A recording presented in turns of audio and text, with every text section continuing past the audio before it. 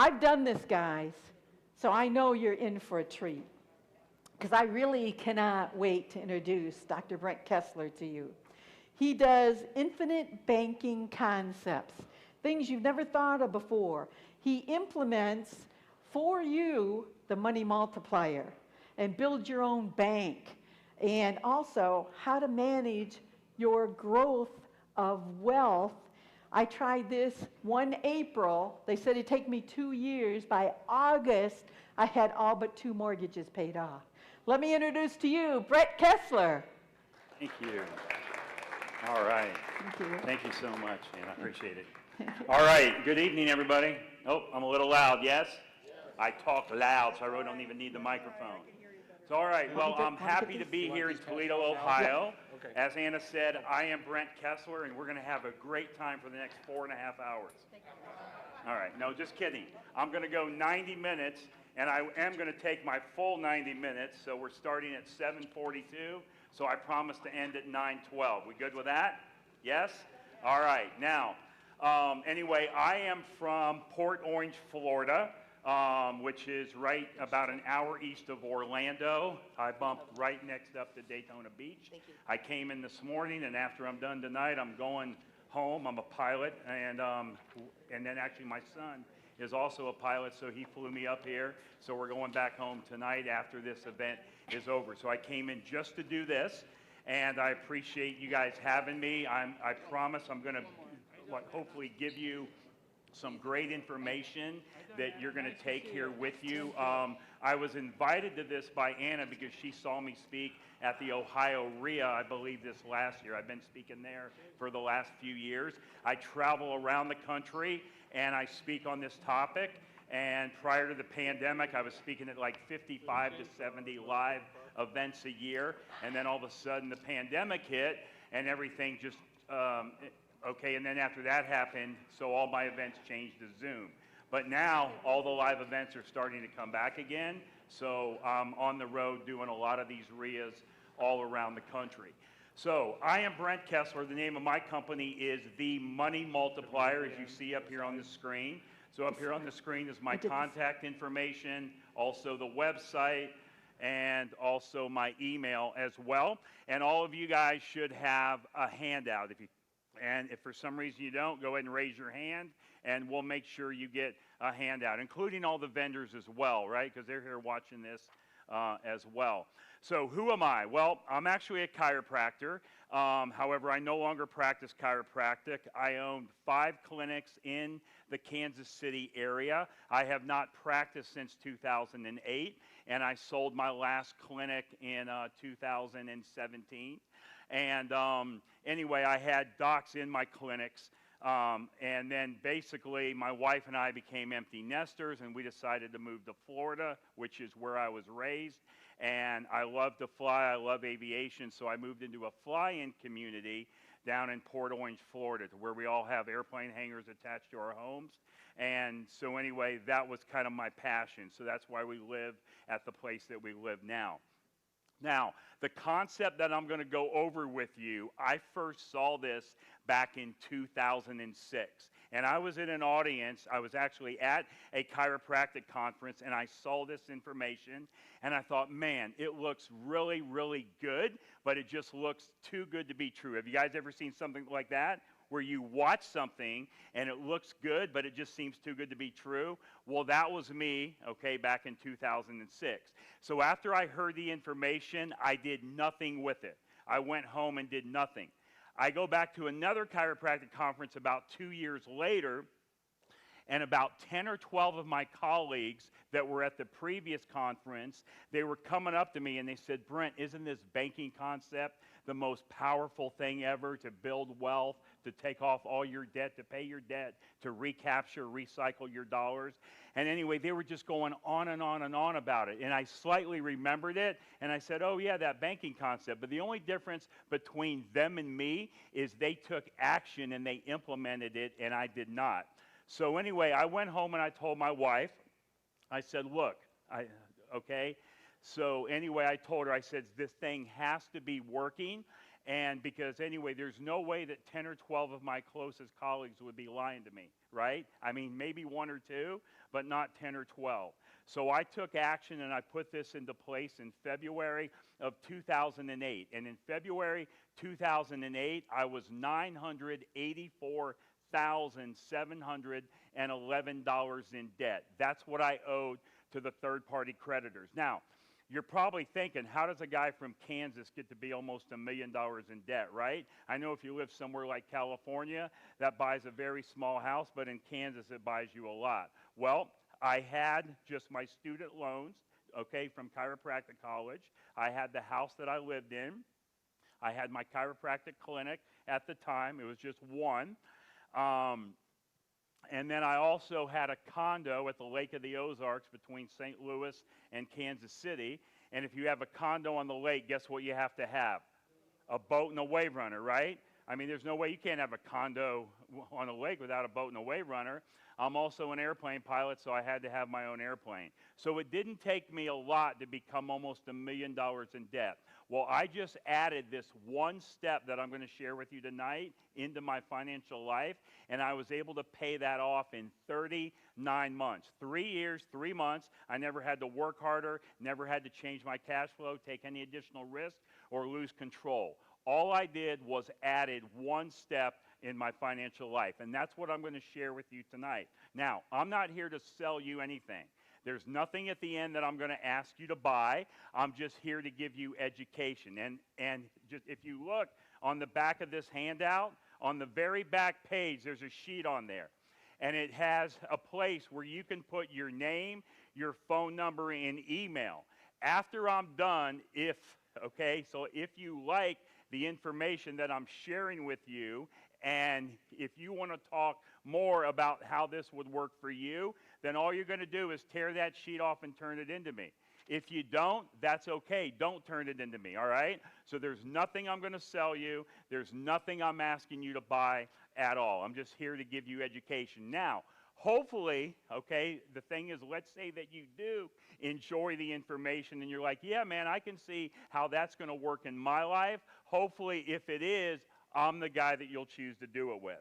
Not that you have to, all right? But again, so I'm just here to teach you on this concept. Now, everything that I'm talking to you about is kind of driven from this book here by R. Nelson Nash. It's called Becoming Your Own Banker. Now, R. Nelson Nash, he passed away in March of 2019 at the age of 87 years old. And anyway, this book changed my life financially. This is a book that you want to add to your financial library. He wrote this one and he wrote 2 other ones, The Case for IBC and The Warehouse to Wealth. So everything I'm teaching you tonight is because he was my mentor. Nelson was my mentor and I learned this from him. And I've been teaching this now, okay? So as I said, I've been a customer of this concept since February of 2008, but I've been teaching it since March of 2012. So a little over 10 years. I have over 6,300 clients in every state of the country. And again, okay, so now I don't even do marketing. I don't do advertising. Everything is word of mouth. And as I said earlier, I travel around the country and I teach this information. So that's a book you want to add to your financial library. And if you're like me and have a little ADD, it also has 2 hours of audio that you can get with it. Now, the thing that you could do is go to our website, okay, the Money Multiplier, okay, .com, and the thing, okay, so if you want the book, you can order it from there, or if you want to go to Amazon, you can go order it from there. I'm not, okay, again, I'm not here just to sell you the book. I just want you to know where the information came from. Now, there's also another book that I wrote a couple years ago. And actually, I wrote this book with a colleague of mine. Well, actually, he was a client. Now he's a colleague. His name is Chris Noggle, and he lives in Buffalo, New York. And this book is called Mapping Out the Millionaire Mystery. Now, Chris, okay, so like a lot of you in the real estate world may have heard of Chris Noggle. If you haven't, just go to chrisnoggle.com. Chris is very active in the real estate world in Buffalo. He's had a couple shows on TV, one on House Hunters, another one on HGTV called Risky Builders.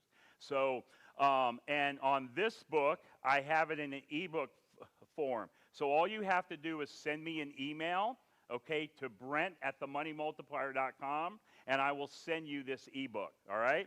So I'll give everybody that for free. Just send me an email, Brent at themoneymultiplier.com, and I'll send you the ebook. All right, so where is Michael at with my sound? Is he here?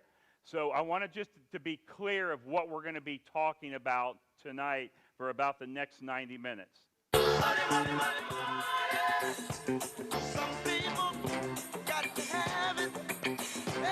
All right, so money is what we're going to talk about. That is the whole subject of what we're going to talk about. I'm going to show you how to build, keep, and create wealth through your own debts and expenses that you already have without changing your cash flow, without working any harder, taking any additional risk, or losing control. All we're going to do is add one step in our financial life. That's it. We're going to add one step. Now, the concept that I'm teaching you is not brand new. It's not on trial. It's not being tested. It's been around for over 200 plus years. The Rockefellers, the Morgans, the Stanleys, the Barclays, the Rothschilds, they've all used this concept to build, keep, and create wealth, but nobody has ever told us about it. So I'm here to share with you how that has been done, all right? So a couple things I am going to have you write down as we go through, because I'm not going to go through everything to save a little time.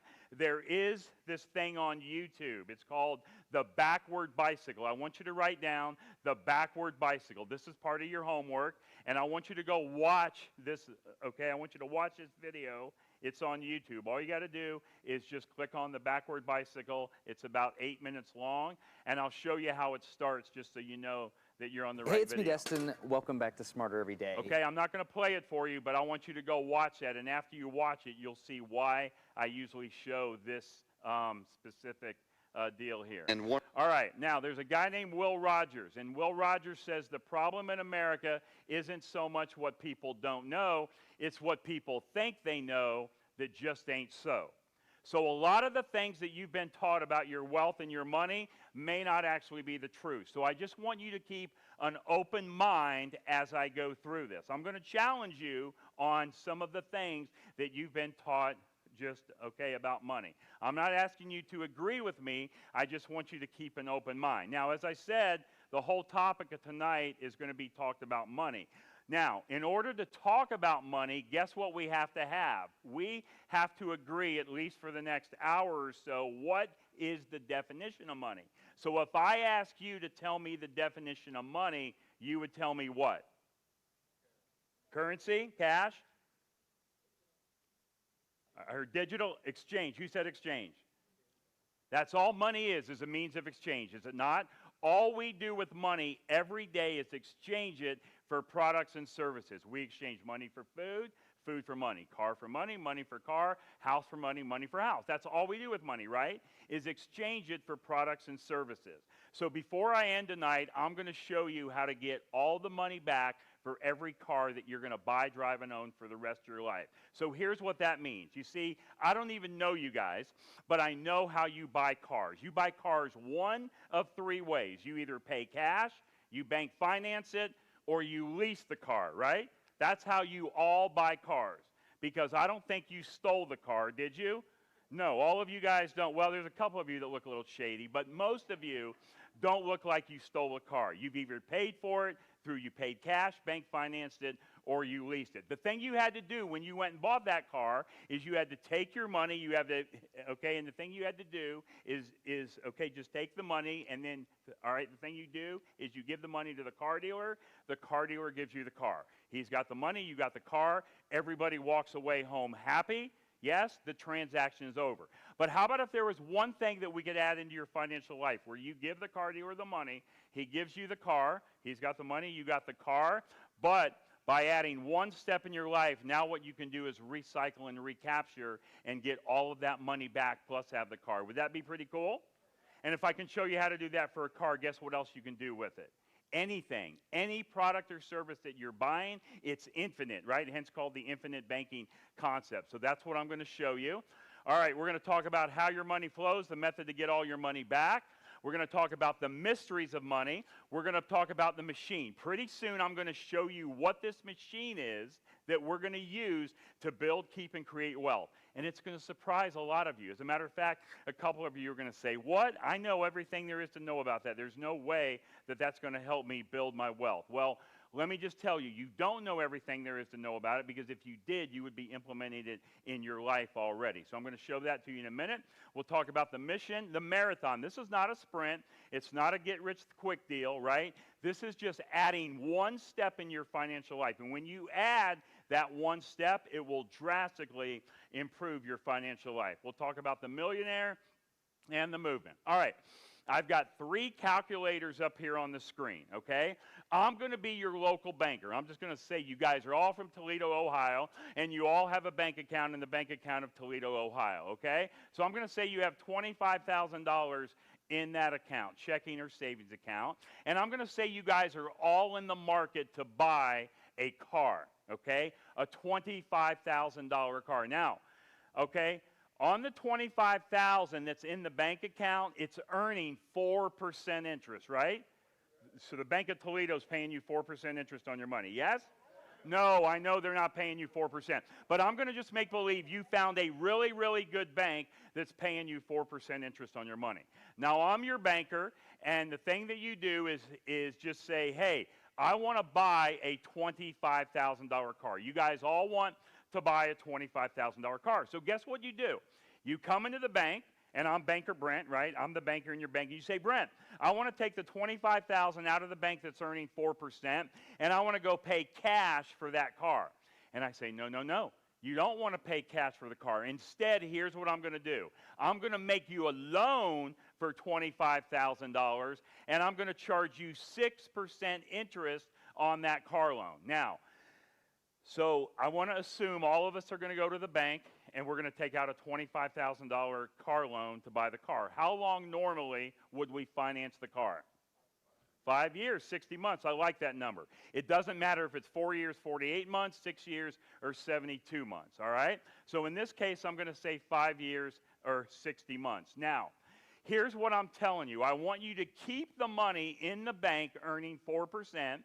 I'm going to make you a car loan of $25,000, charge you 6%, and over the same equal time period, in this case, 5 years or 60 months, our bank is going to pay you more money on the 4% that you're earning than you will pay us on the 6% that you're borrowing.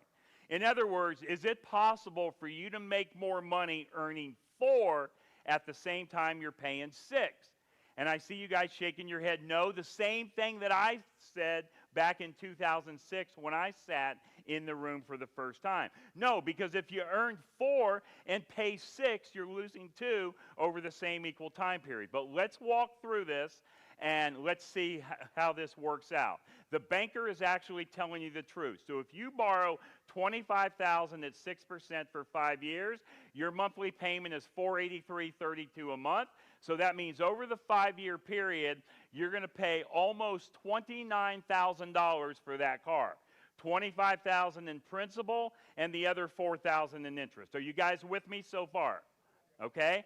Now, that same money that's in the bank earning 4% over the same time period of 5 years or 60 months, you're going to actually have $30,525 in the bank account. Now, here's my question to you.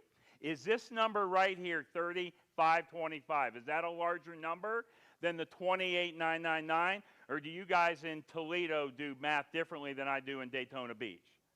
It's a bigger number, yes? Well, how can that be? How can you have more money earning 4 at the same time you're paying 6? Here's what's happening. The car balance is going down every month, right? All right, it's going down. The balance is on a decreasing balance, but the money that you, okay, but now on this account is in the account and it's increasing every month. So one goes down and the other one goes up, but that's not the way our minds are programmed to think. So we think if we earn 4 and pay 6, right, that we're losing 2. So we have to start learning how money works. All I wanted to do with this little exercise is prove to you that you can make money all day long earning 4 and paying 6. Are we okay with that? Now, the same exercise works if I would change this number to 10%, okay? Okay? Anyway, all right? And if I change that to 20%, so if I earn 10 and pay 20, I still have a lot more money earning 10 than paying 20 over the same equal time period. But for the purpose of this discussion, all I wanted to do was prove to you you can make money all day long earning 4 and paying 6. Are we good?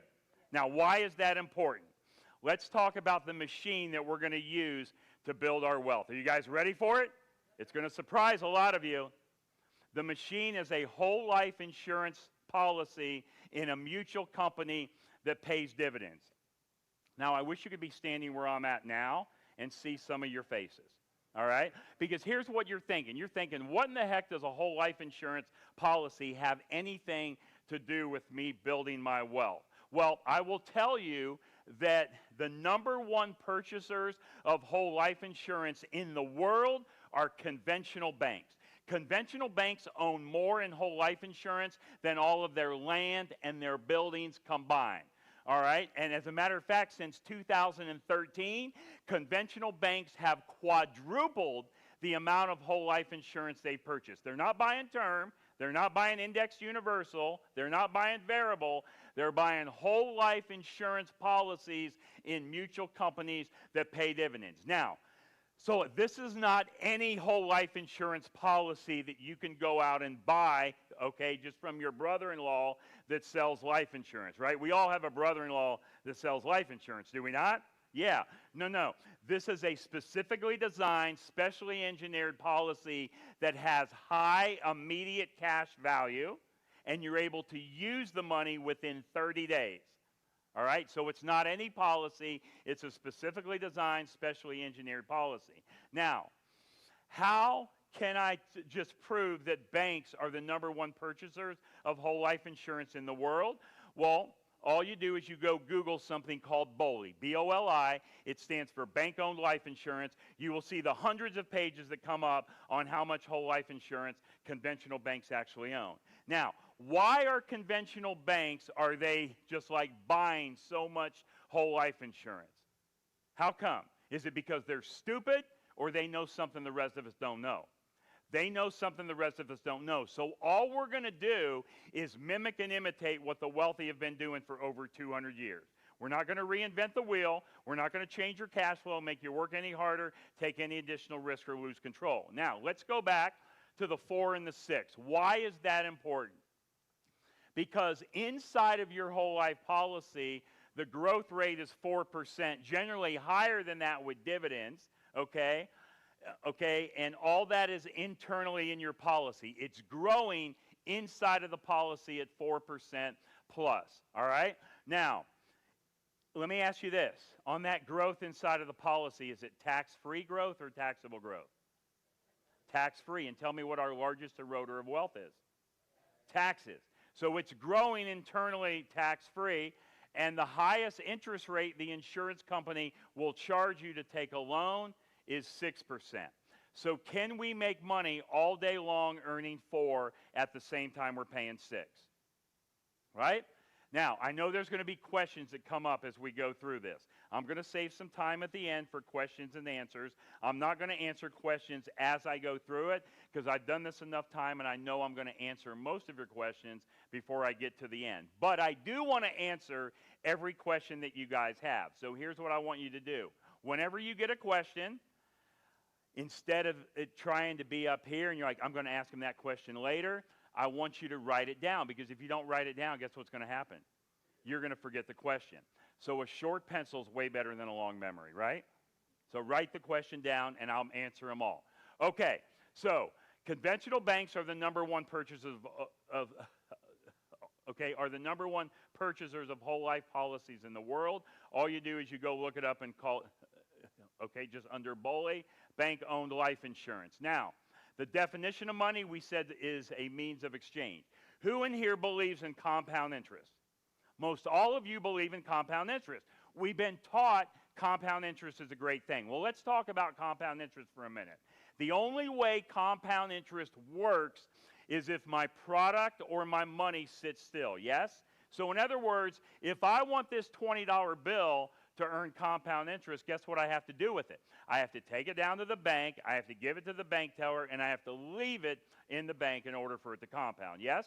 If I go back and get that $20 bill in a week, a month, a year, it's no longer compounding. Yes? So it has to sit still. Anything that's going to compound has to sit still. Well, motion is a natural law of God, is it not? Everything is in motion. I got in an airplane today and flew here. I got in a car and drove here. I stopped and got a sandwich, so now my food is in motion through my body, right? All the cars are moving. The birds are out there flying.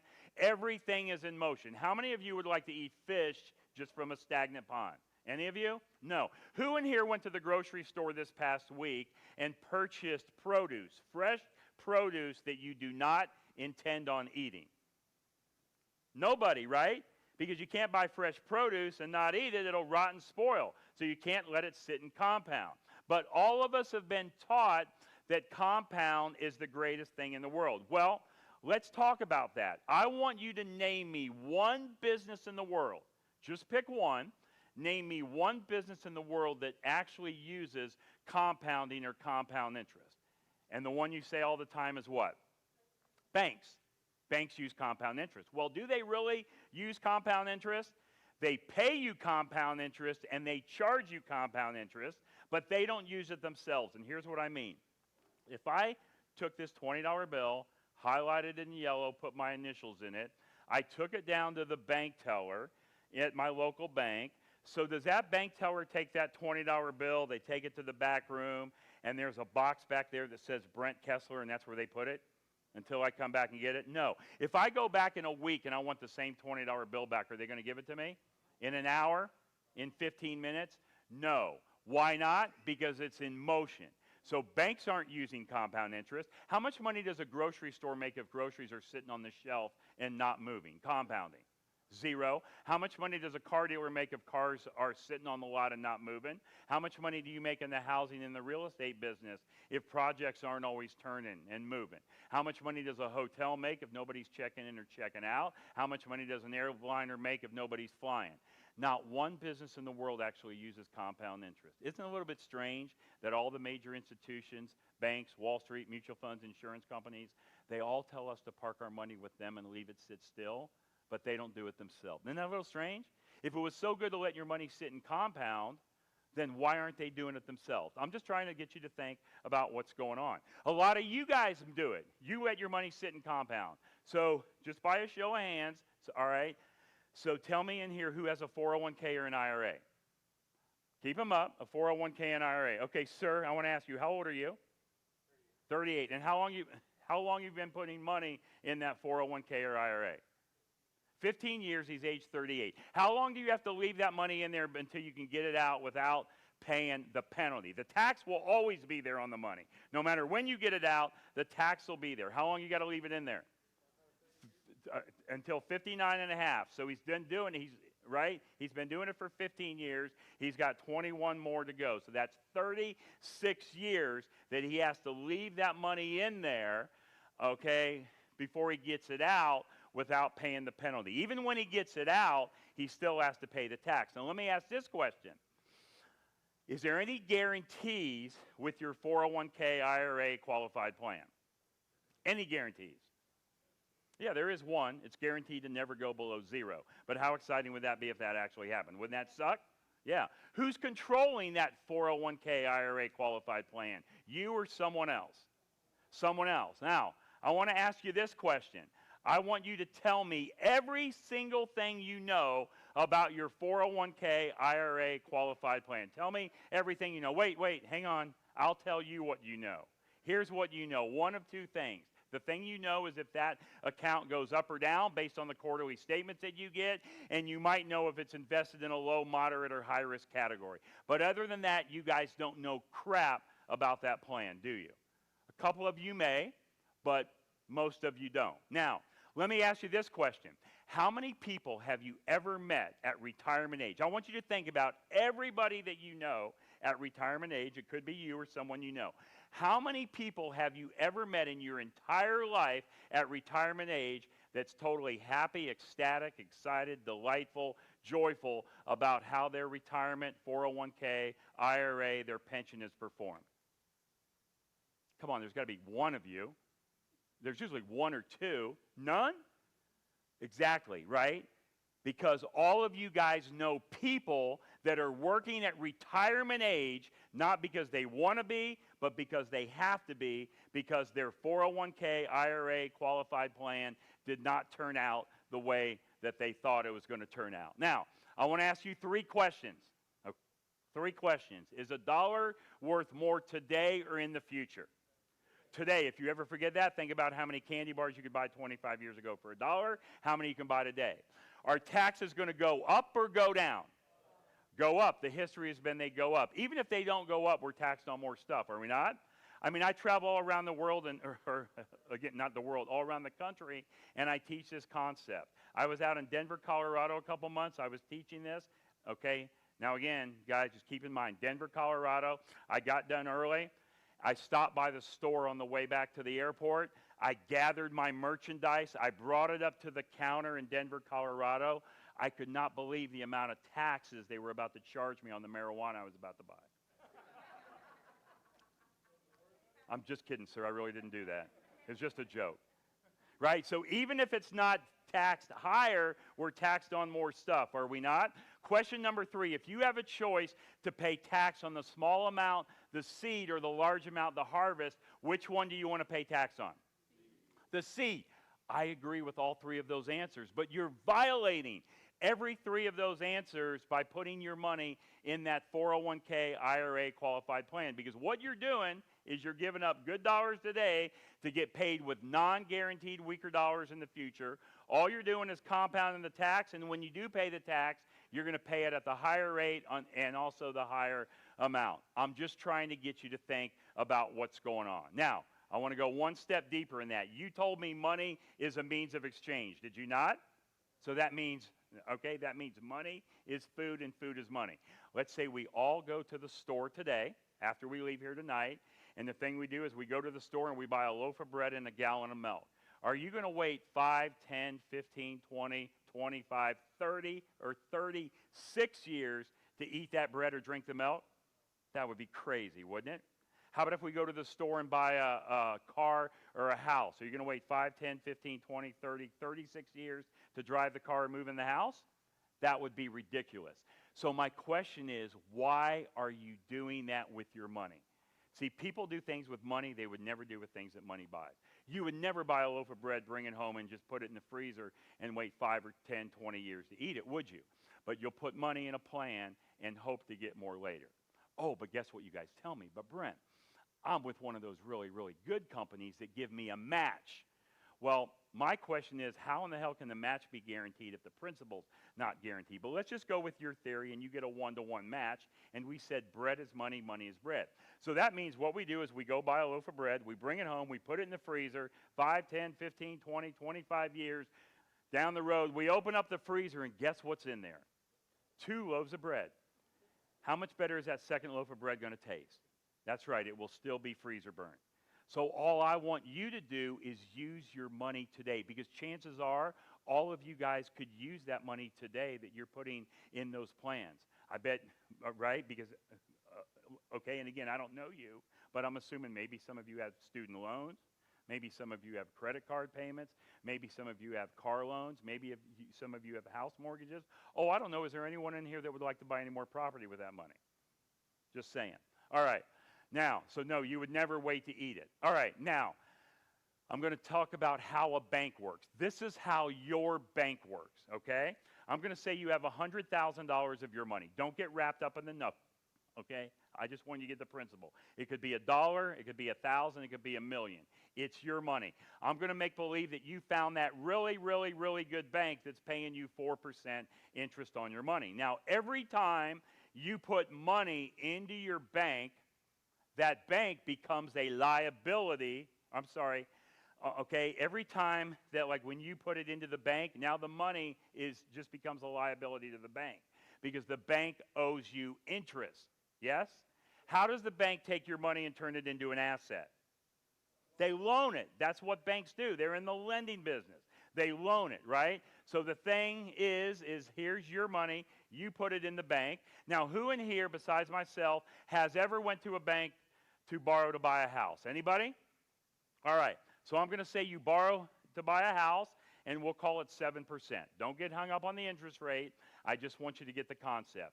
If you borrow money from a bank to buy a house, are you expected to pay the bank back with interest? So who's in control of that transaction? Okay, who in here besides me has ever went to a bank to borrow money to buy a car? Anybody? So we'll call that 8%. And if you borrow the money from the bank to buy a car, you got to pay it back, right? So who's in control? How about if we want to do a house remodel, new granite countertops, a swimming pool, a patio, or a deck? I'll call that 9%. You get a home equity line of credit or something like that. If you borrow the money from the bank, does it have to be paid back? So who's in control? See, are you starting to see that all banks do is they move money in, move it out, move it in, move it out? That's why that $20 bill I have highlighted is no longer there if I go back to the bank and get it into an hour, because it's constantly in motion. And then finally, we do a debt consolidation loan at 12%, pay off all the credit cards. Now, so who's in control of every one of these transactions? The bank. Now, remember I said that you guys are doing really good because you found the bank paying you 4% interest. So let's see how well you did and how well the bank did. Are you ready? I know it's math and it's late, but I promise I'll keep it easy. So if the bank made 7% on the house and you made 4%, how much more did the bank make than you? 3, right? 7 minus 4 is 3. Pretty easy. How about on the car? 8 minus 4 is what? Okay, it's going pretty good. 9 minus 4? 5. It gets a little tougher. 12 minus 4? 8. So the bank made 20% and you made 4. The bank made 20 and you made 4. How much more did the bank make than you? 16%, right? Close. I heard someone say it. 500% more. Because look, if you made $4 and the bank made $20, so didn't they make 5 times the money that you made? Banks are making between 400 and 1,300% annually on the money that you leave there each and every year. Now, I know you're thinking, all right, Brent, I hear you flapping your gums and moving your lips. How do I really know that's true? How do I know banks make that much money on me? Don't take my word for it. Go out and just get a report, Bauer, B-A-U-E-R, BauerFinancial.com. You can pull up any bank that you want, a small little bank or a big bank that we all know the name of. I don't care if you get the annual report from this year, last year, 10, 20 years ago. You will see in that report banks make no less than 400% annually on the money that you leave there. If you find a bank that makes less than 400%, I want you to tell me, I want you to show it to me, and I'll change my presentation. I've been doing this since March of 2012, April, May, June, July. So 10 years and 4 months I've been teaching this. Nobody has been able to show me the bank yet that makes less than 400% annually on the money that you leave there. Hopefully you'll be the first group. Now, if you think about it, it makes sense, right? Because I don't care whose town you're in. You can be in my town, okay, down in Florida. We can come up to Toledo, Ohio. All of us can get in a car. We can drive down the road. We get to a major intersection, and there's 4 corners on every major intersection. Tell me what at least one building is you see on one of those corners. A bank. Are the banks on the rundown location, bad landscaping, bad architecture, or are they the nicest buildings in town? And then you walk in and it all looks good, nice furniture, the people look good, they smell good, right? Even at times there's banks that you go in and they give you stuff, don't they? Go in and get coffee, soda, sometimes, they'll give you other stuff as well. As a matter of fact, okay, so back in my town, there's a bank that if you go there, and again, it's down in Port Orange, Florida. The thing is, if you go there on a certain day of the week, they give you wine. Yeah. Guess what day my wife goes to the bank 3 or 4 times a day? That's why she's not here with me tonight. She's hungover. I'm just kidding. But they give you everything, don't they? Now, so again, on these transactions, tell me who's in control of all of these transactions? The bank. How much of a risk did the bank take to do all of this? Not really, none at all, because whose money did they use? They used your money, so they hardly took any risk. Now, I will agree that the risk factor comes in with the interest rate. So the higher the interest rate is, the larger of a risk you probably are. But if you're too high of a risk as a borrower, is the bank going to loan you the money anyway? No. So all I want you to do is take control of your own money and be the banker in your own life, because all of you guys are doing this anyway. You're buying houses, you're buying cars, you're doing house stuff, you're using credit cards. Who's getting all of your money? Where is all of your money going? It's leaving your family forever. All right, there it is, BauerFinancial.com. I would go out, check out that website, pull up any bank that you want from any town that you want. All right, I'm going to skip this part right here, but I will show you at the end how anything I skip, you can watch. Now, I'm going to get into the fun stuff, and all of you guys have handouts. The rest of the way, everything I have is on the handouts because okay? Anyway, up here it might be a little hard to see. There's like 5 seats up here if anyone wants to move closer, but you do have it in a handout form. You can either watch me up here or you can watch it on the handout. I am not going to tell you how to learn this. I suggest you watch me up here and then go home just tonight and study that handout in nauseating detail. All right. Now, the first thing we're going to talk about the machine. The machine is what we're going to use to build our wealth. And that machine is a whole life policy in a mutual company that pays dividends. So you pay premium into that policy. Now, I will never, ever, ever tell you how much premium to put into the policy. Never.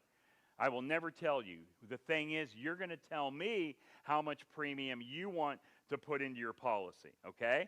In this example, he's putting in $10,000 a year. Now, every time that we think of paying a premium into a policy, the thing we think of it as what? A payment, a debt, an expense, yes? Well, it is a payment. But we have to change our mindset, and we have to think of it as a deposit.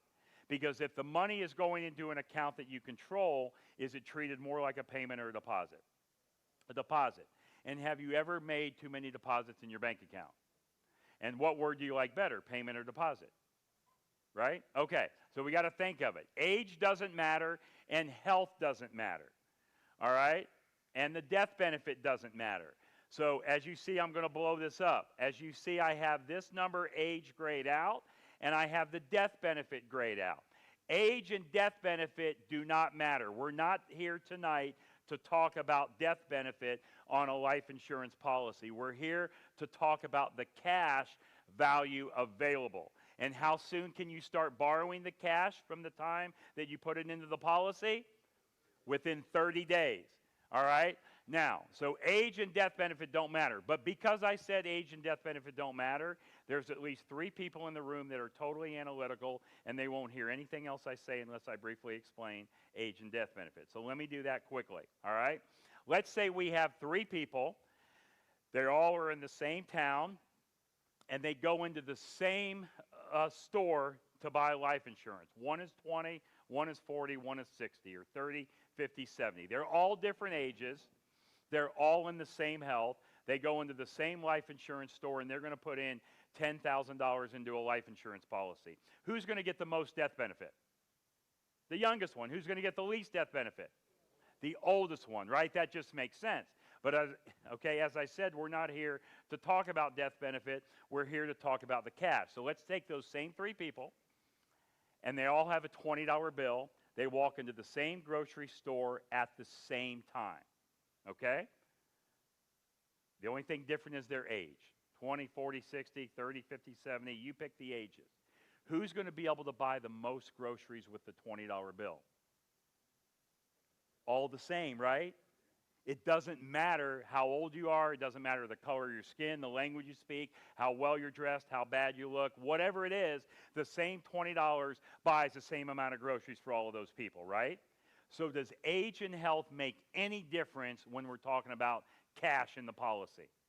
No. And I'm driving this point home because at the end, after I'm all done, there's going to be somebody that raises their hands, and it's usually a 74-year-old that says, man, I'm way too old to do this. I wish I would have known this before. No, you're not too old to do it. It just means that you are going to have less death benefit than the guy that's 25 years old in equal health.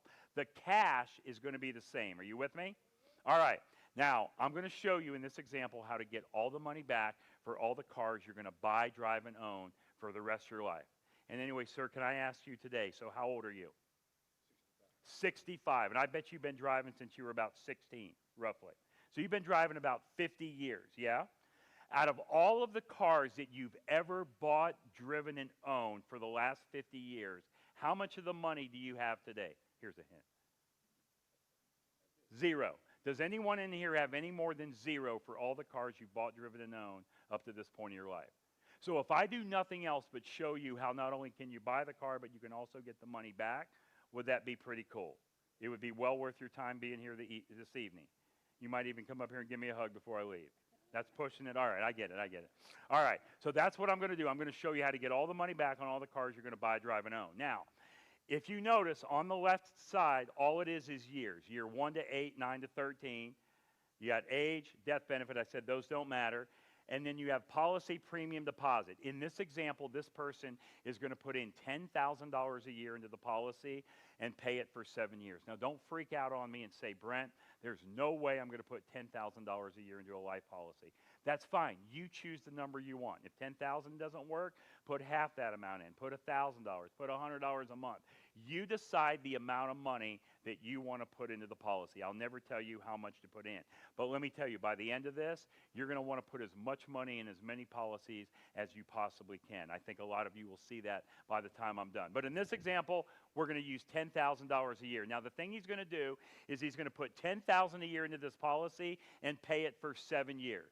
At the end of the 3rd year, beginning of the 4th year, he's going to take $25,000 out to go buy a car, a $25,000 car. Now, in real life, I would never have you wait to the end of the 3rd year, beginning of the 4th year, to take the money out. I want you to start using the cash value in the policy immediately. And how soon is immediately? Within 30 days. But if you start to use it just sooner and you play honest banker with yourself, then the numbers are only going to be bigger than what I'm about to show you. But in this example, he waited to the end of the 3rd year, beginning of the 4th year, and he bought a $25,000 car. Now, after he bought that car, he said, hey, I'm going to pay myself back the same way I would pay a bank back. So he's paying himself back for that $25,000 car. He's paying himself $500 a month or $6,000 a year for a total of 5 years. Earlier, all of you told me that if you borrow money from a bank, you're expected to pay them back with interest. Did you not? So do you think it's a good idea that if you borrow money from yourself, that you pay yourself back with interest? It's a great idea, but do you ever do it? No. See, I don't even know you, and I know what you do with your money. Every time you get money, you go put it into the bank. It doesn't matter where it comes from. It can be from active income, passive income, investment income. It could be just a birthday card in the mail from grandma. And the thing you do is you put that money in the bank, you go buy the crap that you want to buy, and you never have a system to pay yourself back for the money that you took out, much less, okay, a system to pay yourself back with interest. From here on out, you have to start doing that. You have to start treating your money the same way you treat a bank's money. So if you borrow money from a bank and pay them back with interest, you should pay yourself back with interest when you borrow money from yourself. If you don't, all you're saying is that the bank's money is more valuable than your money. All right, so let's walk through this. And I want you to see exactly what he did in 8 years. So in the first 8 years, he put in 10 times 7 is 70. He paid back for that car 6 times 5 is 30. So that's $100,000 that he put into this. Are you with me? But he took out 25 to buy the car. So he put in 100 and he took out 25. So how much more then, okay, how much more just did he put in, okay, compared to the amount he took out? Was $75,000. So his net injection is $75,000. Are you with me? How much cash is in his policy in the 8th year? 73,226. So if you take 73,226, you divide it into the 75,000, which is his net injection, he just got back 96 cents or 96% of every dollar for that car. How would you like to have 96 cents back of every dollar for every car you bought for the last 50 years? Is there anything stupid, ridiculous, or idiotic or crazy that I'm doing? No, man. I just bought a stupid life insurance policy, and I'm going to use it to buy the car. The car is going to be bought anyway, right? You guys are going to buy the car anyway. Now, let's go to the next car. Let's look at year 9 to 13. Now we're going to go buy a second car for $25,000. And that $25,000 came from where? The 73. Now we go buy a second car because that car wore out. Or is there anyone in here that's married? You guys married back there? So the thing you did is you bought the very first car, and I'm assuming it was not for you, sir. It was for your spouse, and for the first 5 years, you were walking, right? But now after 5 years, you're like, hey, I don't want to walk anymore, so you buy a second car, yeah? So that 25 came from where? The 73, all right? Now, I'm no longer putting premium into the policy. In real life, you would never, ever, ever want to stop paying premium into this policy designed and engineered this way, and you'll see that before I end. But in this case, I wanted to isolate the car loan, so I'm no longer showing you put premium into the policy. So here's what we did in year 9 to 13. So I took out 25, and I paid myself back just like I did before, the $500 a month or $6,000 a year for 5 years, a total of $30,000. So I put in a total of 30, took out 25. Put in 30, took out 25. How much more had gone in than I took out? Right? A total of $5,000 is my net injection, is it not? $5,000 is my net injection. How much cash do I now have in the policy? 95. So it grew from 73 to 95. That is a $22,000 growth with a $5,000 net injection. How do you like buying cars my way?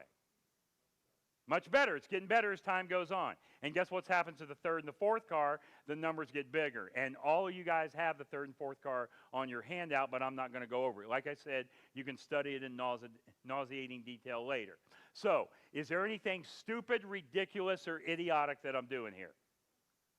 All I did is I bought a stupid-ass life insurance policy, and I'm using it to buy the cars for the banking concept. Now, a couple of you are saying, Brent, that wasn't very nice. Why did you use the word ass? Because there's 2 of you that are texting, 3 of you that are sleeping, but now you're awake and back with me. There's something about the word ass that just brings you right back up to the screen. So thank you for that, all right? Sometimes I got to use it, sometimes I don't. All right, now watch this. I want you to just watch to see what happened over the last 13 years. In 13 years. Now, sir, you're 65, I'm 54. Does it feel like just yesterday you were 52? 13 years ago. It feels like just yesterday I was 41, 13 years ago. So 13 years goes by pretty quick, doesn't it? Yeah, so let's see what we did in 13 years. In the first 8 years, 10 times 7 is 70, 6 times 5 is 30. We put in 100. And then in year 9 to 13, we put in 6 times 5 is 30. So 130,000 is how much we put into this in 13 years. Are you with me? But we took out to buy 2 cars, didn't we? 25 right here and 25 right there for a total of 50. So we put in 130, took out 50. Put in 130, took out 50. How much more did we put in than we took out? 130 minus 50 is $80,000 is our net injection. How much cash do we have in our policy right now? It's okay to say it. 95. Now, I want to understand what you're telling me. Are you saying through 13 years we put in 130, I took out 50, so my net injection is 80, and here I am right here in year 13, and I have $95,000 of cash in the policy? If that's true, how much did it cost you to buy, drive, and own those cars? You actually made money. And the thing is, not only do you have the $95,000 of cash in your account, guess what else you have? You have 2 cars. You have a 5-year-old car and a 10-year-old car that you've owned, driven, and used the whole entire time. You can continue to own them, drive them, and use them. You can sell them, donate them, give them away, or whatever you want. So did I just show you how to get all the money back for every car you're going to buy, drive, and own? And if this works for a car, guess what else it works for? Now, how about if this wasn't a $25,000 car?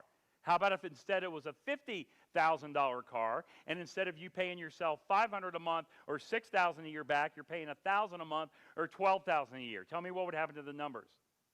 They would go up. How about if mama and daddy both had a $50,000 car? What would happen to the numbers?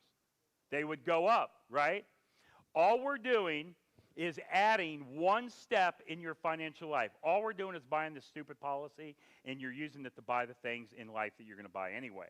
And I'm showing you how to do it with a car. Now, some of you say, well, Brent, we're at a real estate conference. Why are you showing me how to do it with a car?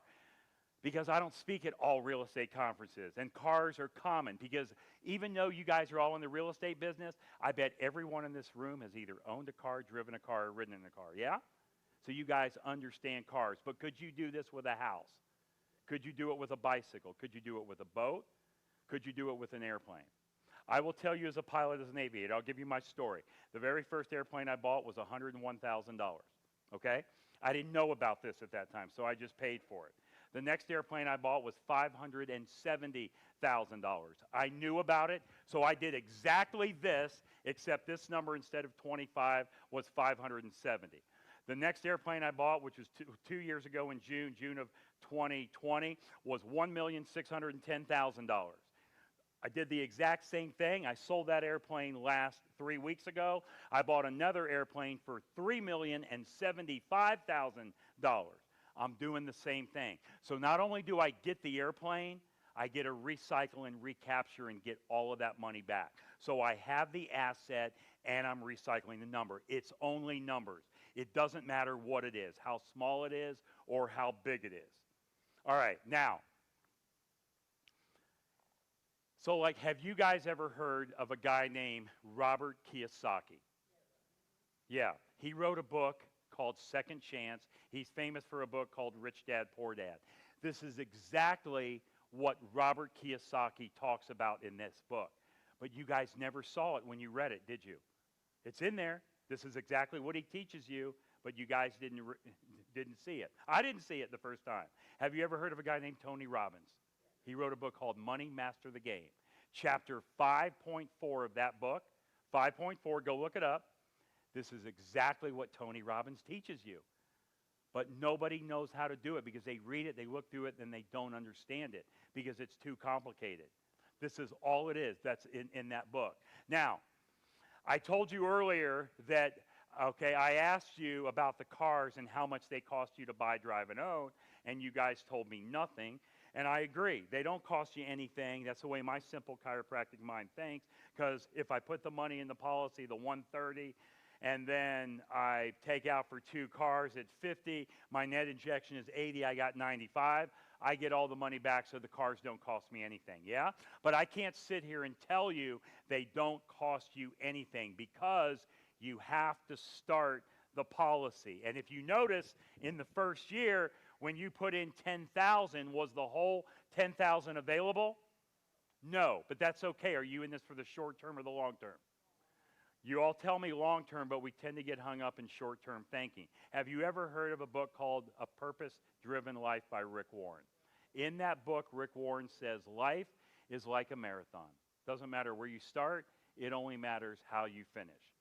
There are 3 rules, however, when doing this. Rule number 1, pay yourself first. Pay yourself first. Premium deposit is paying yourself first. Now, I know you've all heard pay yourself first. It goes in one ear and out the other. See, I don't know you, but I know what you do with your money. Every time you get money in, guess what you do with it? You bring that money in, however it comes in, active income, passive income, investment income, and guess what you do with your money? You pay the house people, the car people, the student loan people, the food, the travel, the entertainment. You pay for Bobby's soccer practice, Susie's piano lessons, and you hope there's money left over for you. You have to start paying yourself first and then pay everybody else. Rule number 2, pay yourself with interest. Treat your money the same way you treat a bank's money. If you don't, you're saying your money is not as valuable as the bank's money. And rule number 3, recycle and recapture all of the money that's going out to other people. If it works for a car, it works for anything else. So 3 rules. Pay yourself first, pay yourself with interest, recycle and recapture. There's the 2 books. So I gave you 2 more books, a total of 4 books now to add to your wealth building library. Okay, the one by Robert Kiyosaki, Second Chance, and Tony Robbins, Money Master the Game. In this book, it's chapter 5.4. I don't remember where it's at in the Kiyosaki book, but you'll find it. All right, last example I'm going to go over, and I'm going to be done, and this is the funnest part at all. And I know these numbers are up here are a little blurry. We tried to make it as clear as possible with this projector, but you guys all have them, and I think you can follow along on the handout. So now what I'm going to do is I'm going to show you how I paid off $984,711 in debt in 39 months without working harder, changing my cash flow, taking any additional risk, or losing control. Now, I'm not going to use my exact example. I'm going to use a real life one, but I'm not going to use mine because it'll take too long, so I'm going to use another one. This is something called a money multiplier map. This is a service that we provide for all of our clients. Now, at this point, you're probably thinking, okay, this sounds pretty cool, Brent, but I know you got to make money. I know you got to get paid some way. So how do I do this, and how do you get paid? Well, you're never going to write me a check for a dime if, for some reason, you decide to do this and do it with me. I get paid one way only. I get paid the same way your car insurance guy or gal gets paid. So when you go to John Smith, the Allstate man, to buy car insurance, are you going to write that check to John Smith, or do you write it to Allstate? You write it to Allstate, and Allstate pays John Smith a commission.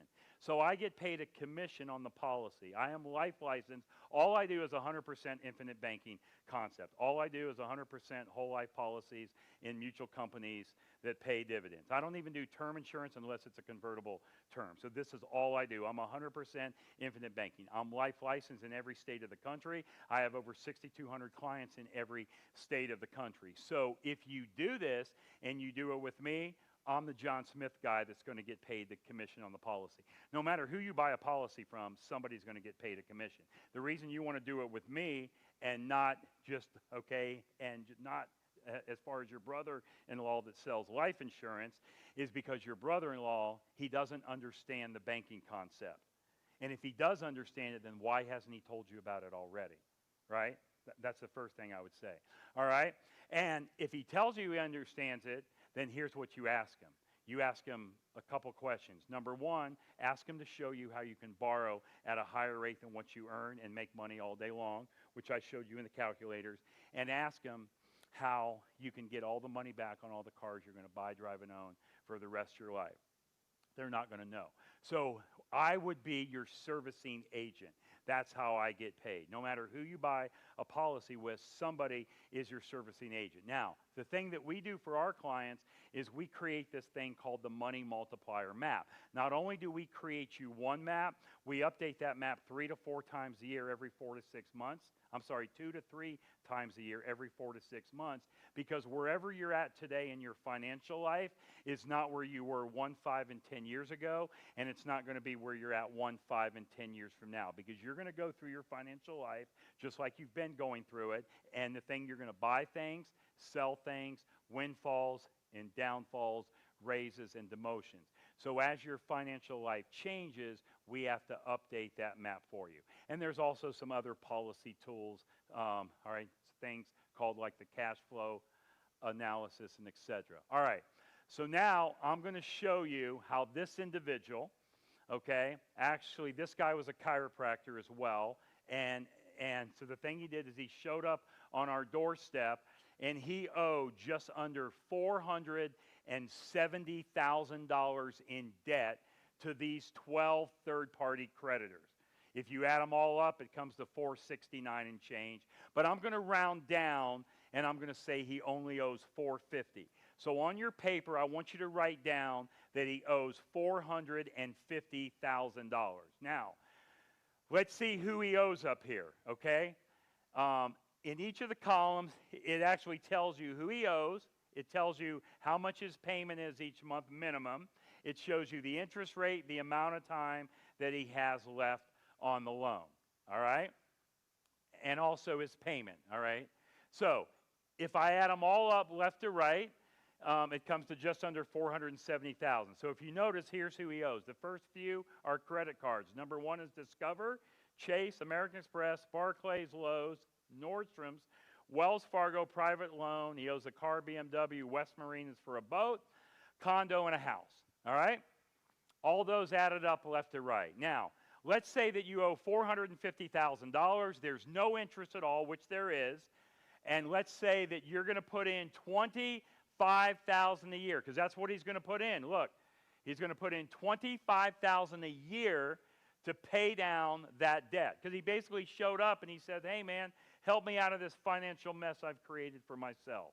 He owes almost $470,000 to those 12 third-party creditors, and he wanted to get out of that, like I call it, bondage, financial bondage, right?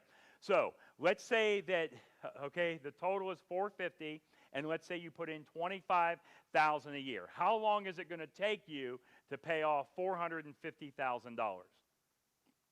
at $25,000 a year? 18 years, right? So on your paper, I want you to write down it should take him 18 years to pay it off, assuming there's no interest, which there is. Now let's walk through this and see how he does. Okay, all the way on the left is months, up at the top are years. So in the very first month of the first year, he puts in $25,000 into the policy. He immediately borrows. How soon is immediately? Within 30 days, he borrows $14,000 and some change. He takes that $14,000, he pays off, okay, the debt Discover, Chase, American Express, Barclays, and he pays Lowe's down from $9,500 to $7,600.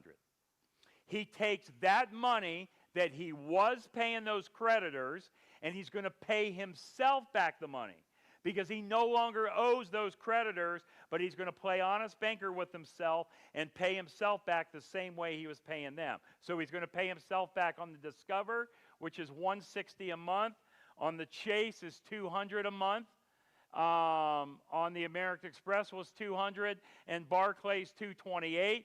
Add those together, and he's paying himself $788 a month back to himself in his own account. And that $788 a month that he's paying himself back, he can use that money immediately again. Not 30 days immediately, today immediately. Are you with me? So by doing this, okay, is he changing his cash flow? Is he working any harder, taking any additional risk, or losing control? No, he's only changing who gets the money. That's it. It was going to the creditors. Now it's coming back to him. All right. Now let's go to the end of the first year, beginning of the second year, month 13.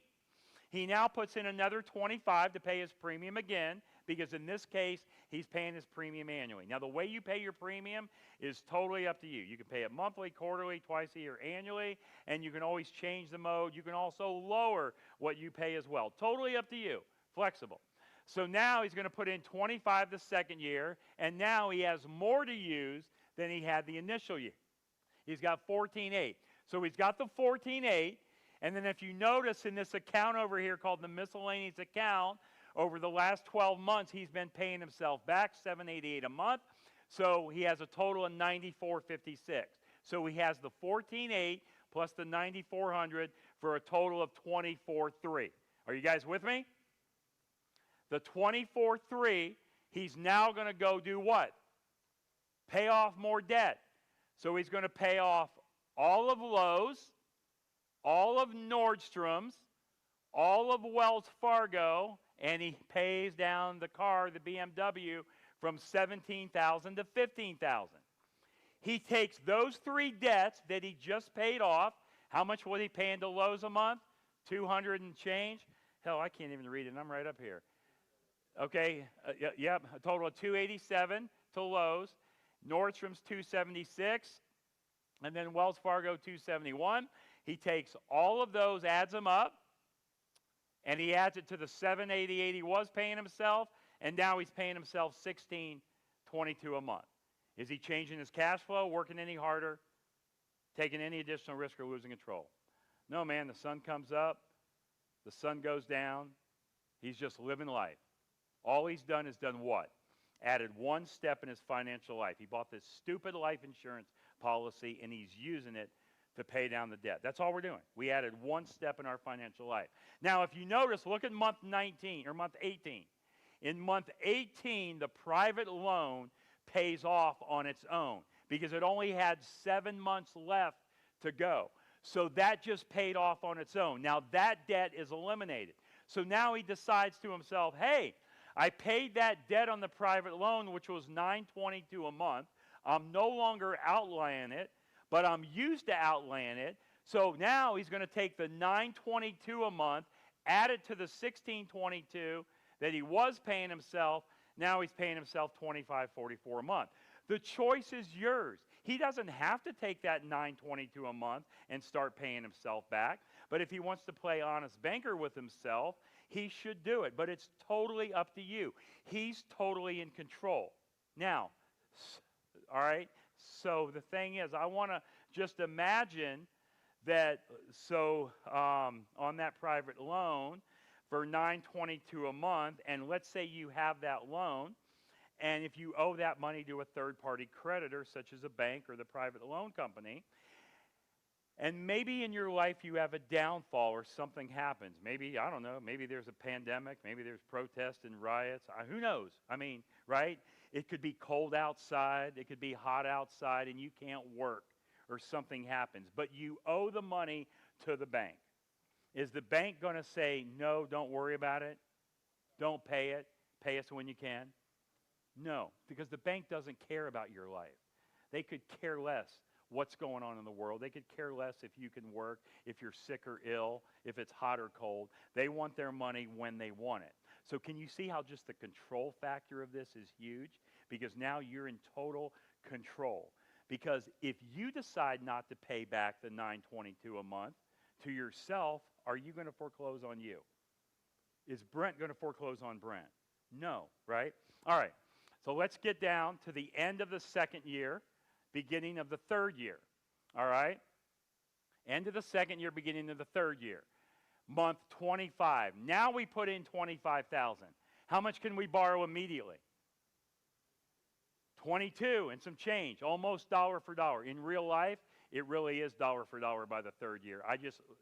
All my numbers are lower than what actually happens in real life because I always want to under-promise and over-deliver. So in real life, by the time we're at year 3, you're borrowing dollar for dollar. Can you see how the numbers increase each and every year?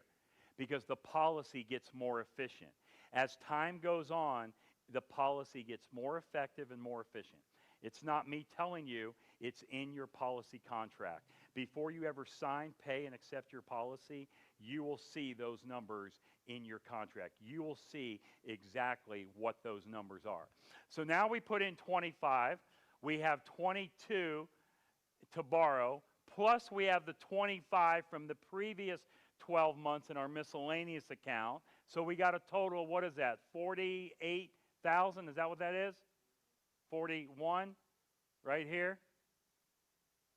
That number. So now, guess what we do? We pay off the BMW and we pay off West Marine. So now what we do is we add the $500 that we were paying ourselves back on the BMW. So it goes from $2,544 a month to $3,044 a month. 2 months later, we pay off West Marine, which frees up, what is that, $1,261 a month? We add the $3,044, then the $1,261. Now we're paying ourselves $4,305. Are you seeing how this works?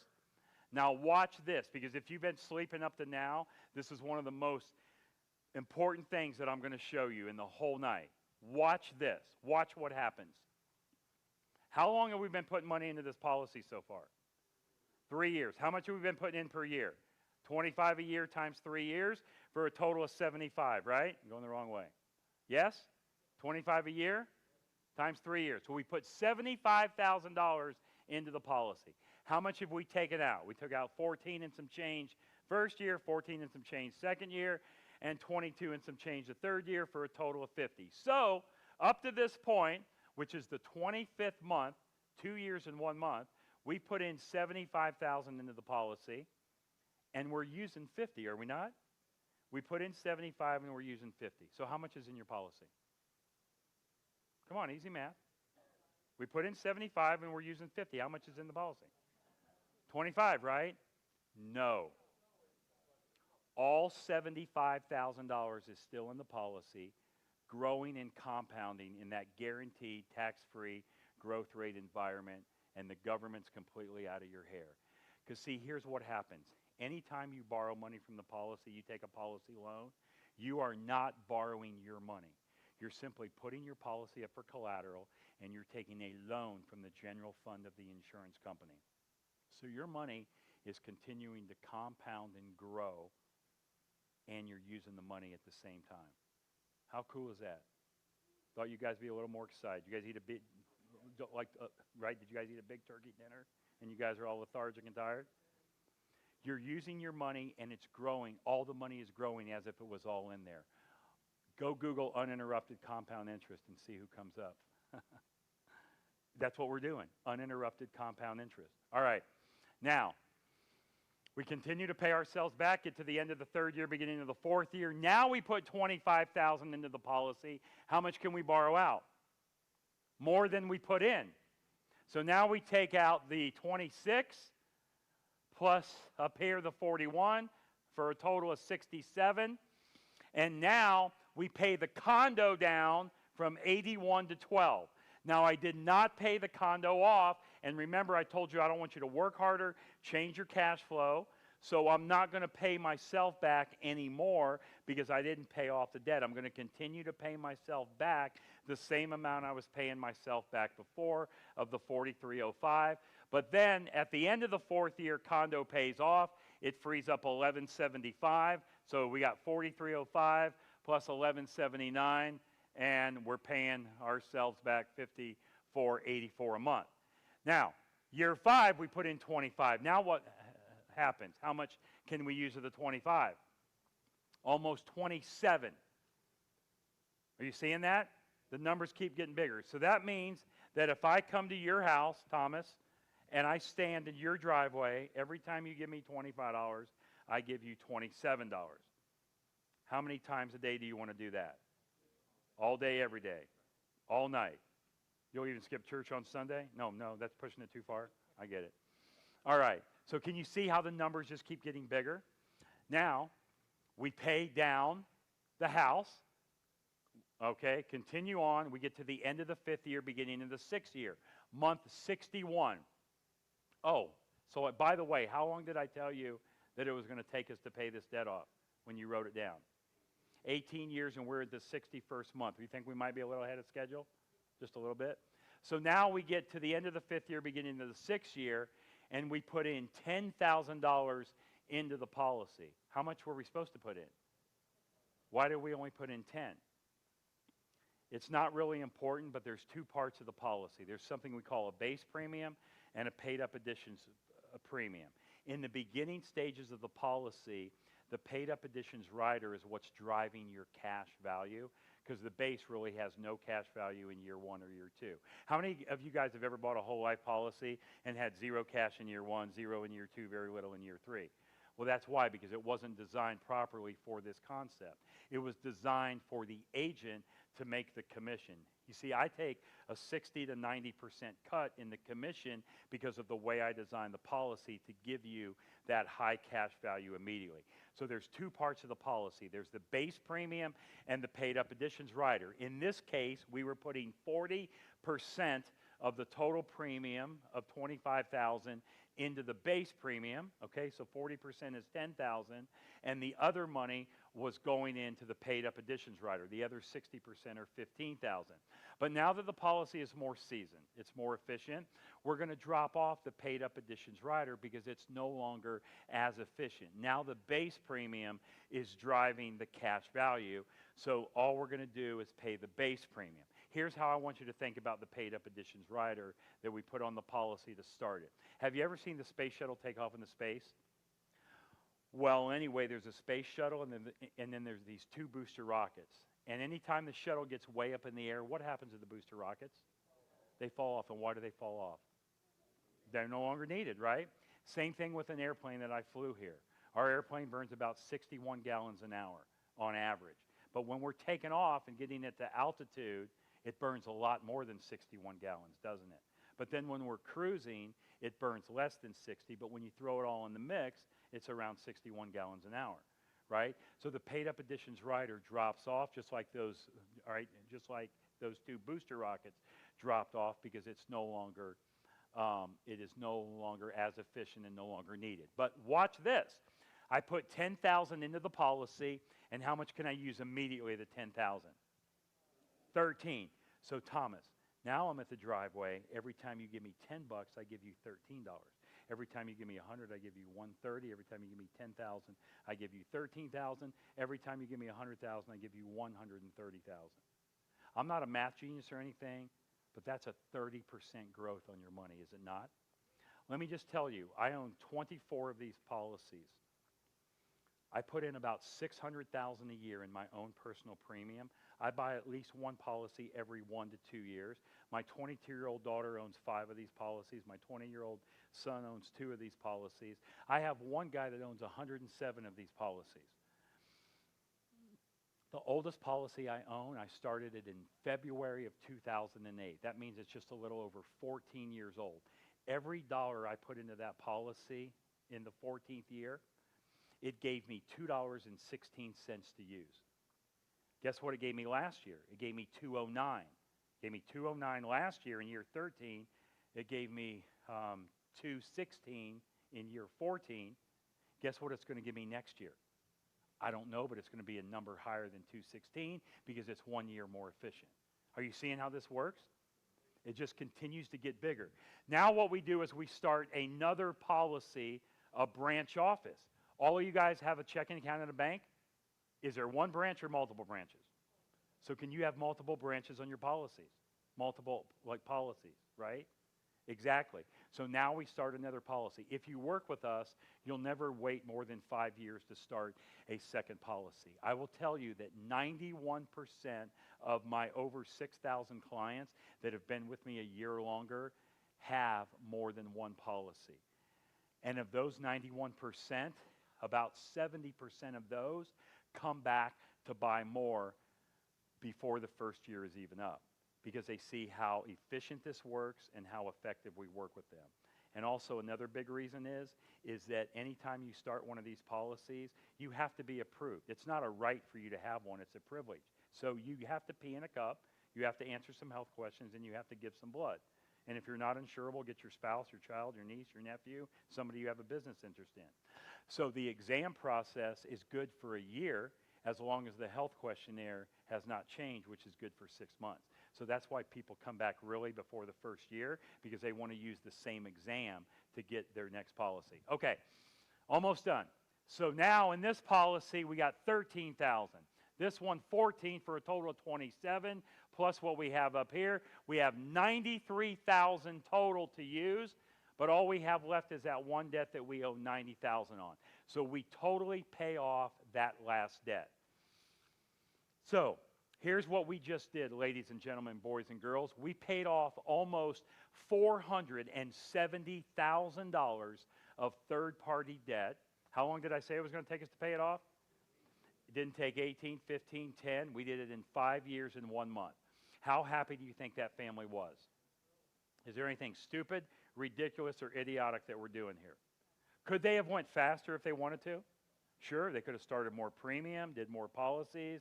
They could have paid themselves back more than just the minimum they were paying. Could they have went slower if they wanted? They could have started a lower policy. They could have not started a second policy. They could have decided not to pay themselves back. You see, it's up to you how fast you go with this. There's no risk at all in this whatsoever. Nobody in your state has ever lost money, or any state in this country has ever lost money in a whole life policy in a mutual company that pays dividends. It's never happened. Go look it up and see if you can find it. It hasn't happened. So let's peel back the onion a little bit more. How much money did they actually inject to pay this debt off? Well, how much did they inject outside in year 1? Of premium. How much did they put in? 25. Year 2? 25. Year 3, 4, and 5, 25. 5 times 25 is 125, plus 10 is 135, plus the new policy of 25 is 160.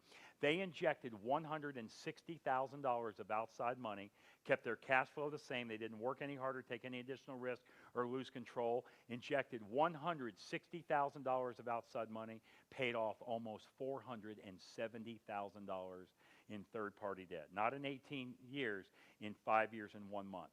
Now, are you seeing how I paid off $984,711 in 39 months? I just went faster. That's it. Same thing, I just went faster. Okay, now, you're probably wondering, okay, well, who does this? Have you ever guys heard of a coach named Jim Harbaugh at the University of Michigan? I was in, anyway, I was about to give a presentation, and then, yes, it was in Denver, really. It was November 16th of 2016. I got there early. I was on my computer, which is a great month for football, November, right? So I'm looking at ESPN.com, and this article comes up. Cash Value Life Insurance makes Jim Harbaugh college football's top paid coach. Because the University of Michigan understands that they can pay his salary through this method that I just shared with you. And not only do they get his services, but they also get all their money back. And if you know anything about college football prior to this past year, it was a good thing they got the money back on this guy because he didn't win the games he was supposed to win. Walt Disney. Walt Disney, after failing in the pursuit of traditional means of financing, which means nobody would give Walt Disney a loan, he had to provide his own financing, and a large part of it came from collaterally borrowing from his cash value life insurance. Who knows if we would even have Disney World if it wasn't for cash value life insurance. McDonald's, Ray Kroc, he didn't take a salary for 8 years. He borrowed money from his 2 cash value life policies to help cover salaries of key employees and used some of it for the mascot, Ronald McDonald. Have you guys seen Ronald lately? Where the hell is he at? Pampered Chef. Okay, $3,000 a lady named Doris Christopher borrowed from her cash value policy, started this business called Pampered Chef, and later sold it to Warren Buffett for $1.5 billion with $1 billion. Who knows if Pampered Chef would even be around if it wasn't for that? Go look at President Joe Biden. There's an article out there of July of 2014, and it says at that time Joe Biden has no stocks or bonds. He owns a total of 6 whole life insurance policies in a company that I write business with. That was in June or July of 2014. I have it on another slide, but I had some technical issues, so I had to use my thumb drive instead of my PowerPoint, but it's on that slide. And there's lots of other examples. J.C. Penney's, there's, the thing is like Stanford University. There's lots of examples out there. Now that you know this information that I shared with you, everybody, in my opinion, should be doing this. Because if you're not doing this, now that you know it, not only are you stealing from yourself, but you're stealing from your spouse, your children, your grandchildren, and future generations to come, because you're letting money leave the family. All that money is leaving the family. You need to start keeping the money in the family. Now, have you guys ever heard of a guy named Warren Buffett? I don't know when Warren Buffett first said this, but I remember the day that I heard it. It was in October of 2008. And I think about this quote every day of my life.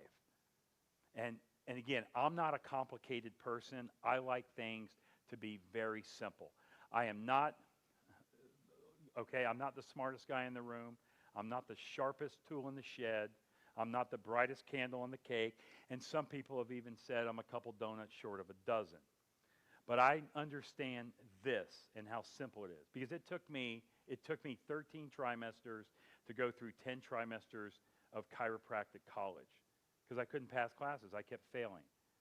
And after I finally passed, it took me 2 extra years to actually become a licensed chiropractor because I kept failing part 3 of national boards. You have to take all these national boards. After you go through school, you got to take all these national boards, and I kept failing part 3, and they only give you the test every 6 months.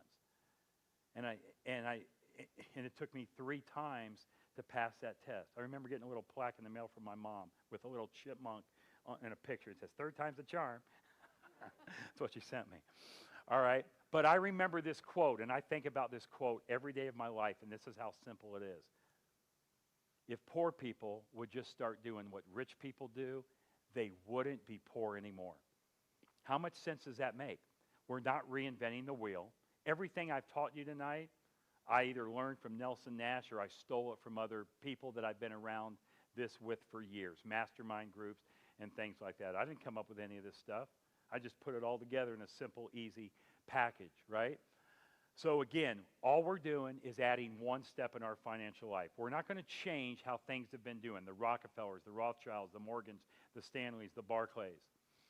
Only one of two things are possible with all of us in this room over the next 5 minutes, 5 hours, 5 days, 5 weeks, 5 months, 5 years, 10, 20, 30, 50 years. Only one of two things are possible with every one of us in this room.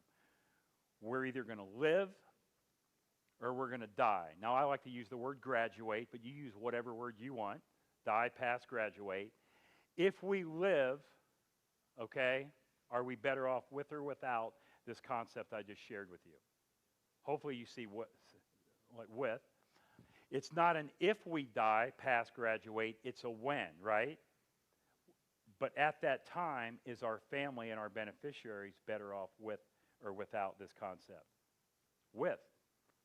Because of the death benefit. Oh, by the way, how much today did I even talk about the death benefit? How much did I really even talk about life insurance? Hardly at all, right? Look, I would be sitting here talking about water bottles if that was the product that you could use to build, keep, and create wealth. I don't know of another vehicle on this planet with these features and benefits that you can build, keep, and create wealth other than a whole life policy and a mutual company designed specifically and specially engineered for high immediate cash value. If there's something else out there, I want someone to show it to me, but nobody's been able to show it to me yet. How much today did I talk about policies that are exempt from liens and judgments in most states? Ohio being one of them. How much did I even talk about that? Do you remember O.J. Simpson? He was found not guilty in the criminal trial of murder, but he was found guilty in the civil trial, and he owed the Goldman family a whole bunch of money, didn't he? Did the family ever get the money? Where was it? Where was all of his money? Remember Ken Lay with Enron? He had the judgment, owed all that money. Did those people ever get the money? Why didn't they get it? Go look it up. Don't take my word for it. Go look up where the wealth was kept. How much did I talk about the internal growth of the policy grows tax-free? The internal growth grows tax-free. See, here's what we want to do, ladies and gentlemen, boys and girls. We want to pay tax on our money one time only, at the lowest rate possible, and we want to get that money into a tax-free environment and get the government completely out of our hair. Do we not? How much did I talk about loans never have to be repaid back? So even though I sat up here and I said, pay back your loan, all the money you pay back is yours to use right away, but you never, ever, ever have to pay back the loan, because a loan is simply the prepayment of the death benefit. You see, the death benefit is always going to be greater than the cash value and the loan availability, so the insurance company can never, ever lose, because it's not an if you die, pass, or graduate, it's a when. At the time of your death, if you have any outstanding loans, the insurance company will pay that off from the death benefit because they've already given you that money while you're living, and the rest of your money will go to your beneficiaries tax-free. So you're using your money while you're living. All right. Michael, you got some sound? Why are we doing this? There's a lot of reasons that we're doing this, but here's one of them.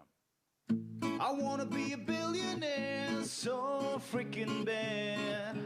Buy all of the things I never had. All right. Now, if this is something that you think you may want to do, or you just want to know more information about how it will work for you, on the back page of the handout, as I told you when I started, on the back page of the handout, all I want you to do is fill that out, give me your name, phone number, and email. And if you give it to me, write it to where we can read it, and only give it to me if you are going to answer our call when we contact you. Don't make us go through your gatekeepers to try to find you. If you don't intend on answering, then don't be nice and just give it, okay? Only give it if you want to know more of how this works, and then our team will schedule what we call a strategy call with you. We'll go through and get all your questions answered, and we'll go over how this can work in your financial life for what you have going on. And the last thing, also, if you send me an email, I'll send you the ebook, okay? And then on this page right here, Okay, so that's my contact info. There's my website. Anyway, don't go to the schedule calendar because I have it blocked off for the next few months. And then if you want to watch the full presentation again, and I left out a couple parts, all you do is go to our website, themoneymultiplier.com, click on the resource tab, click on presentation. The full presentation is there, 90 plus minutes, all the downloadable attachments. I'm going to give you a couple things to write down that I want you to follow, all right? Because I know probably there's some of you that I'm going to talk to again, and then there's some of you I may never talk to. But if you want to go even look at more information, if you go to our website, themoneymultiplier.com, there's over 72 videos on there. You can go and Google Chris Naugle, N-A-U-G-L-E. He's the guy that wrote the book with me. Just go to chrisnaugle.com. So Chris does a Wealth Wednesday webinar every Wednesday at 1 p.m. Eastern Time. He does it live. And then he does another thing called Ask Me Anything, where people just rapid fire questions every Wednesday at 4:30 Eastern Time. You can also go, I got just a couple guys on my team that have been with me since day one. And it's Jonah and Jeremiah Dew, D-E-W. They live in South Carolina, and just follow them. They're the Banking Bros, B-R-O-S, Banking Bros. So two black guys on my team, Banking Bros, that's good, right? So they got tons of stuff out there. Watch what they do. And there's another guy in Arizona. His name is Devin Burr, and he shows you how he buys all of his real estate deals with using these policies. Follow him on TikTok. Okay, and again, all of these guys you can follow on TikTok, but especially Devin. He has like 740,000 followers on TikTok. And again, so he teaches this concept as well, but he goes by the name Mr. Burr, B-R-R-R-R, so B and 4 R's, okay? So those are all good resources that you can go out. The thing also, if you guys want to Google my name, YouTube my name, there's tons of plan designs, case studies, success stories, testimonials, the same thing with Chris Naugle. I travel all around the country and I teach this. So if there's anybody in this room that's looking just to have this taught to someone, like maybe you have a group, another RIA. I always go to other RIAs from RIAs. You know, that's right. It's the same way that I just got to this one is because you saw me at the Ohio RIA. Another person saw me in Tulsa. Another person from South Bend, Indiana, saw me. Another Atlanta, Georgia. So again, all of these places I go, then people come up and say, hey, will you come and speak to my group? Because there's nothing I'm selling you. I'm just giving you education. Hopefully, if you do it, you'll decide to do it with us. So I'm done, and I think, hang on, my clock, I'm 4 minutes over, sorry, on my clock. 4 minutes over, so I went 94 minutes. However, if it's okay with Anna, I'll answer any questions that you guys have at all. Any questions? Yes, sir. One moment. Oh, Hi, RJ here. hi, RJ. Hi. Very good presentation, by the way. Thank you. Very clear and thank you. concise. Just make sure you tell the host. Host, it's very clear Yeah. and concise and It was very good. If it's great, then just tell the host. And then anyway, I'm Brent Kesler. And if it was not good, then my name's Michael. Sounds good to me. All right. Okay, my question is very simple. If you have current policies that that can be converted to whole life, okay? Yep. They may or may not have cash value in Right. it. Can be converted or added to It could be possible, but they have to be converted within that same company. within the same So company? if it's a term policy, Like a New York Life type yeah, situation. if it's a term policy that is going to be converted into whole life, if it's an IUL policy, we would normally do what we call a 1035 exchange. I never recommend you guys do any 1035 exchanges until after I review the policy, and I'll show you the good, the bad, and the ugly, and I'll tell you if it was me exactly the thing I would do with it and why. But if it is a good policy, even if it was a crappy designed whole life policy that has age on it, it's probably a good policy because age, okay, on all whole life policies are good. Right, okay. Second question I do have is an LLC that has a property in it and it's generating positive cash Yep. flow. Can the company itself make the deposits for that 25,000 in your example directly into the policy, and who owns the policy? Is it the Well- corporation as a deduction for the policy premium? So Or it- is it, you know what I'm saying? Yeah, so anyway, the answer to the question is it can, but you really need to get with your tax professional on that and how it's going to be structured. But I would never suggest an LLC owning a policy, because these policies are appreciating assets. They go up in value, and your LLC could get sued. And if it gets sued and there's a judgment, right, It's and no it longer owns the judgment. policy, that could be a part of the judgment. So instead, you would rather own the policy as an individual Right. or have a trust own it and loan money to the LLC. I did that with my chiropractic clinics. Right, but can I own take the money, the cash flow is coming from the corporation to pay me to pay the policy? Well, again, that's more of a tax question because, again, okay, those dollars are going to be eventually a distribution. Right. Regardless. So you're not going to be able to keep it inside of the company, the LLC, if the LLC doesn't own the policy. I know what you're trying to do, and, Yeah. and the thing I would suggest, and I have a guy I can turn you on to, he's very good with tax structure.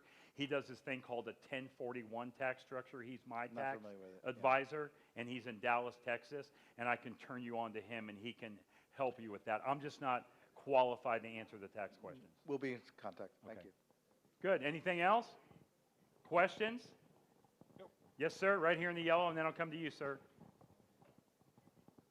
On your chart here, in your cash value Yep. column, in year 3, your cash value is 19,000. You buy a $25,000 car, and your cash value drops down to 10,000. It does, because you took out the cash value. That's the cash available. So it dropped down, but you also paid premium and you had the growth. So all the numbers are not going to add up like you think they would in normal math, because there's constant growth going on in the policy. Those numbers come directly off of policy illustrations and how you pull the money out and Okay. borrow it. But yeah, the cash value available to borrow. The cash value is still in the policy. The money is still in the policy, but there's not as much cash to borrow because you pulled out 25. Got it. Second question, why multiple policies? Great question. Why multiple policies? Yes, because a policy that you start, I'll give you an example, okay? So like anyway, the very first policy I started was $2,000 a month. I couldn't afford to pay it annually. Now I pay them all annually, but my first one was $2,000 a month. So all of a sudden I'm putting $2,000 a month in this policy. I'm trucking down the road. I'm like, man, this is working really good. Now I want to start another $2,000 a month. Okay, the problem is yes, I could start another policy, and I did, but I couldn't put the money into that policy because I would have overfilled it. And it's called a MEC, M-E-C. It stands for Modified Endowment Contract. Now, a MEC came into effect by our good old government, I think it was June of 1988. And what it says, if your policy becomes a MEC, it's no longer treated as an insurance contract, it's treated as an investment, and it's subject to taxation, and we don't want that. So whenever we design a policy, we snuggle it underneath the MEC line. And on page number 38 of this book, he goes into great details of what the MEC is. So that's why we start another policy. Here's the way to think of it. Okay, I want you to imagine this being a 10-ounce bottle. There's no way I could ever get 16 ounces of water in here. It'll overfill it. So that's why we have to start additional policies. Okay. Great question. This gentleman over here. So this is great, but how does an individual start and like, okay, I got this $25,000 premium all of a sudden that Yeah. just magically appeared in my bank account that I've got that money available? Well, yeah, and see, it Do I depends on. borrow it or something? Well, I mean, yes, and again, some people do borrow it, or some people start paying monthly. Like this guy that had this debt of $470,000, right? So the thing he was doing is he was just going on and paying the debt, paying the debt, paying the debt. He's like, man, how do I get out of this? And I said, okay, well, you got to start paying yourself first. So for him, he says, okay, I'm going to take 25 grand of money that he had on the side somewhere Okay. or in a savings account, and he decided to put it into the policy, and now he's really using the policy as a savings account, Right. and now he's going to use Right. that money to continue on. And then, of course, he was working, so he was still earning money. But yes, you have to You got to start have some somewhere. discretionary money somewhere to be able to get it going. Well, Start and it up, prime the pump. Yes, yes. Okay. The thing is that you have to have money to start, but probably most of the people in the room that are saying, I have no money to start, are the same people that you're in line behind Starbucks every day buying the $6 latte, right? So No, you I'm not got in to line. decide, okay, I got to pay Right. myself first. So you may have to give up the Starbucks latte. Okay. So yes, you do have to get in the pool in order to learn how to swim. So you have to start somewhere. So even if it's at a small minimum amount, you have to start. Yep, good. Anything else? No more questions? Yep, one more. You said something about a medical exam. Yeah, medical exam. Now, if you have some kind of condition, I'm thinking about somebody who I know that has a bit of dementia. Well, I mean, would that? Could, yeah. It could. So not everybody gets approved. You do have to qualify for the policy unless you're a child, and right, most of the time a child does not have to qualify. Right, it depends on their age, but like if they're like 15 or 16 or below, it's just a health questionnaire by the parent. But yeah, you do have to answer health questions.